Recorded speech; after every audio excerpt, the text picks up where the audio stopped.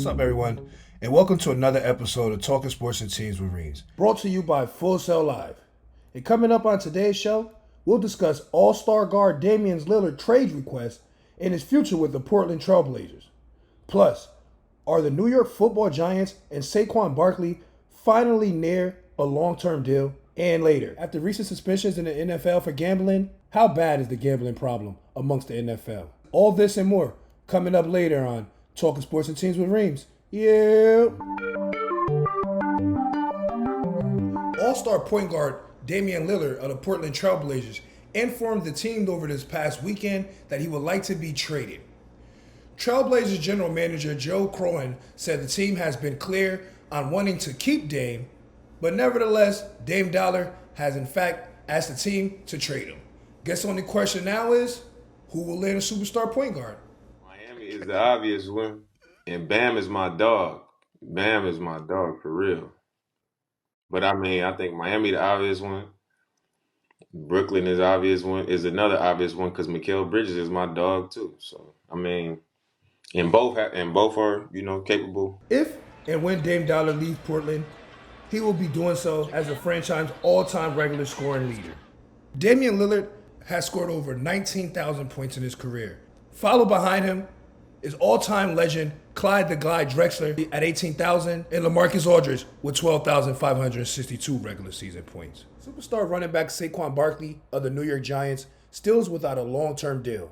If the team hasn't reached a deal by July 17th, Barkley will have to play this upcoming season under the New York Giants franchise player tag. The tag is worth $10.1 million for Barkley in the 2003 season.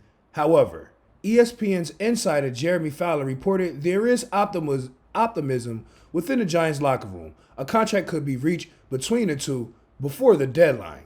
The Giants drafted Barkley back in 2018. In his career, Barkley have rushed for 4,249 yards and rushed in the end zone 29 times. We'll keep you posted on the Giants and Saquon Barkley. Sticking here with the NFL, we now welcome a special guest to the show. Longtime American sports writer Mike Florio has joined our show, and we're just going to ask him a few questions about NFL gambling. Are the NFL players even fully aware of the actual NFL's gambling policy? And I think we've now reached the end of what I'll call phase one of gambling policy enforcement.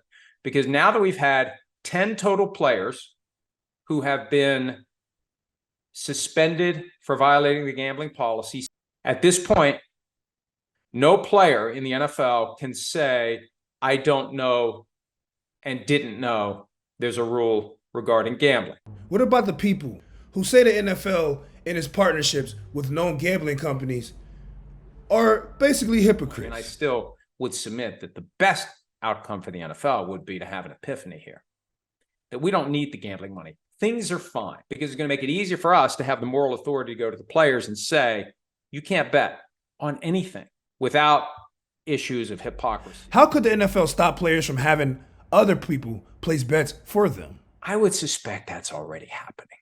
Wouldn't you? It's an easy fix.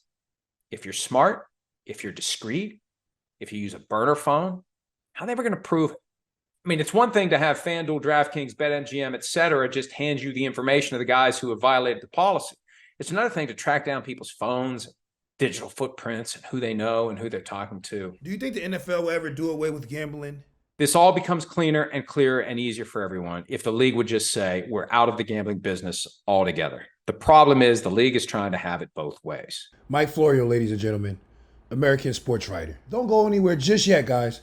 Coming up later, we're going to talk about Aaron Rodgers and the New York Jets. And should they actually be the favorite to dethrone the Kansas City Chiefs in the AFC? Then we're going to head to Aaron Rodgers' old stomping grounds at Lambeau Field in Green Bay. Is Jordan Love really ready to step in and be the next Aaron Rodgers, or maybe even better?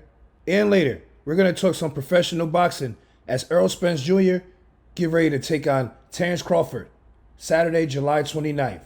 We will debate who has more to lose and who has more to gain. The preview of this great championship bout.